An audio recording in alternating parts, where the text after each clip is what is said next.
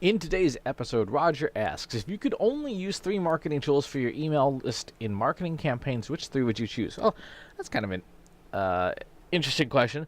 There's an easy answer to that question, and then there's an answer that will give you a competitive advantage. So rather than just restrict ourselves to 3, let's dig into this a little bit. Now, the easy answer is a solid marketing technology stack, which means that you need great web analytics, a great marketing automation platform, which includes email marketing capabilities, and a rigorous CRM that tracks your data appropriately and gives you thorough reporting about what's happening with your business.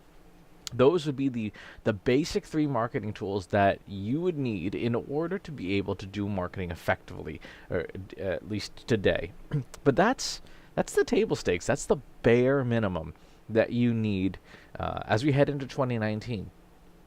If you want a competitive advantage, you're going to need to do something that none of these tools currently do, and that is you'll need to extract the data out of all of them and do rigorous statistical analysis, rigorous data science on them, on all that data, to figure out what's actually working.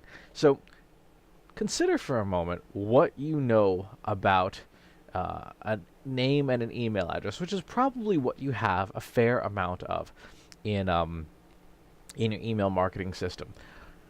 What can you know just from that? You can assess the probability, and I emphasize this probability, of gender. You can know, in some cases, depending on the type of name, a probability of age, because there are names, and you can go to some of those baby name sites to see the rising and falling trends of different types of names. From the email address, you can get the top-level domain, .com, .org, the country-level code, .uk, .us.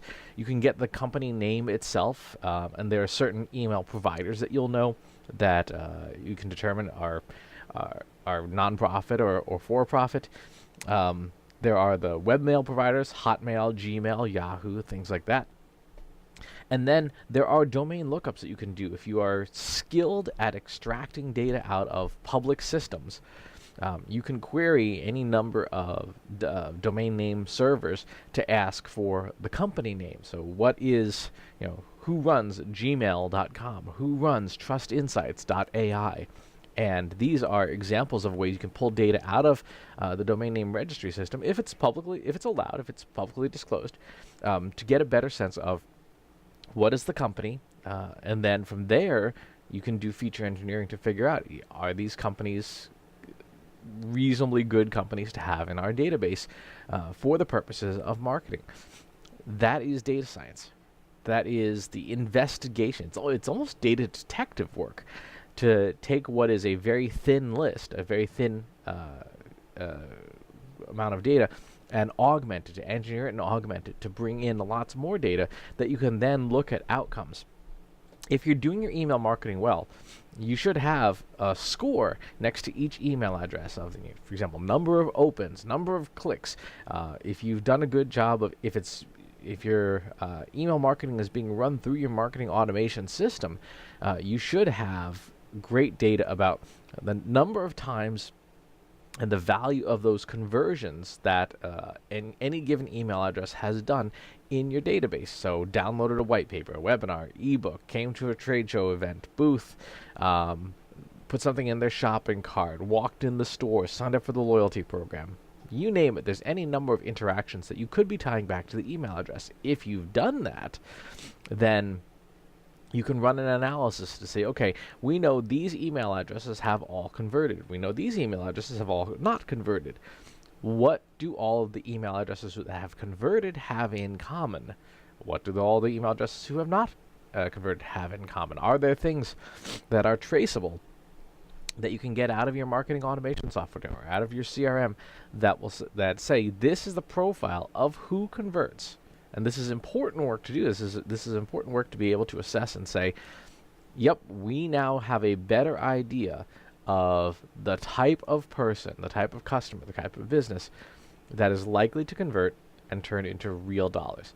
The exception, of course, and this is something my CEO, Katie Rivera, has said, is that if you don't have enough data, if your company is brand spanking new, and you don't have enough data. You've like got 3 customers, right? That's not a statistically significant number of conversions. So you're not going to get great data out of that, but you can get indicator data to test. So you may not be able to have 1 million conversions, but you might have 1,000 or 2,000 website visitors. You might have 1,000 or 2,000 newsletter signups. That would be ways that you could augment that data until you have the final conversion data. So the question of what email tools or techniques should be powering your marketing campaigns has to be more than the obvious ones in order for you to build competitive advantage. And competitive advantage is going to come through your data that you clean and prepare, the analysis of that data to figure out what happened, what's working, what's not at a very deep level. Remember, we just talked a whole bunch about feature engineering. The insights, which is potentially why the things happened, and your testing plan for them, and then changing your strategy to mirror it. That's how you're going to get competitive advantage in 2019 for email marketing, web marketing, Facebook marketing, whatever kind of marketing you're doing. If you're not approaching it from a rigorous data science perspective, A, you're leaving money on the table, and B, you're leaving an opening for a competitor to take advantage of you. If you are using data science, you are potentially pulling further and further ahead of those competitors who are not using data as a competitive advantage. And you may be able to seize much more market share, a disproportionate amount of market share. Now, if the market takes a turn in 2019, and there's a possibility that it will, but if the market takes a turn, you'll be important to double down on your data science capabilities, and here's why. What happens at every downturn is that a bunch of vendors and companies and competitors all go kaboom, right? They go bust.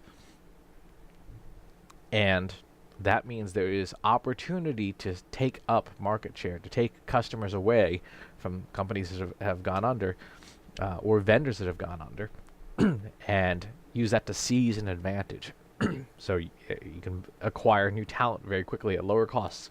You can double down on the customers you already have and deliver more value to them, but you're going to need data for that. So make sure that you start down this path of using data detective work within your data today, so that no matter what happens with the economy, you have a competitive advantage that very few other people are willing or able to get. Thanks for the great question, Roger. Leave follow-up questions below in the comments, and as always, please subscribe to the YouTube channel and the newsletter, and I'll talk to you soon. Take care.